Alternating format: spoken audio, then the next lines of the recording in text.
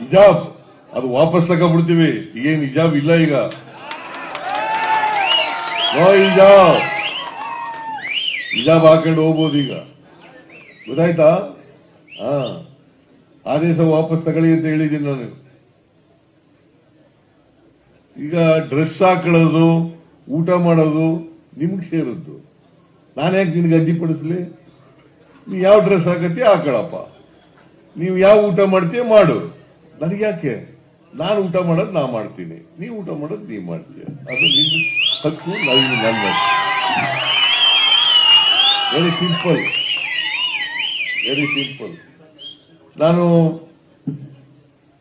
ಧೋತಿ ಮತ್ತೆ ಜುಬ್ಬ ಹಾಕತ್ತೀನಿ, ನೀನ್ pant shirt ಹಾಕಿದ್ರೆ ಹಾಕೋ ನೀನು.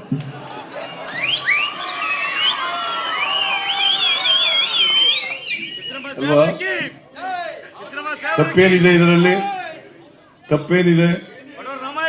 ಅದಕ್ಕೆ ಓಟ್ಗೋಸ್ಕರ ರಾಜಕೀಯ ಮಾಡಬಾರ್ದು. ಓಟ್ಗೋಸ್ಕರ ರಾಜಕೀಯ ಮಾಡಬಾರ್ದು. ನಾವು ಓಟ್ಗೋಸ್ಕರ ರಾಜಕೀಯ ಮಾಡಲ್ಲ.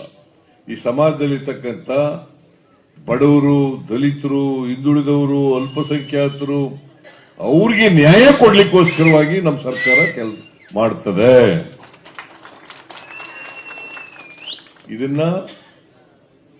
ಇದರಿಂದ ವಿಚಲಿತರಾಗ ಪ್ರಶ್ನೆನೇ ಇಲ್ಲ.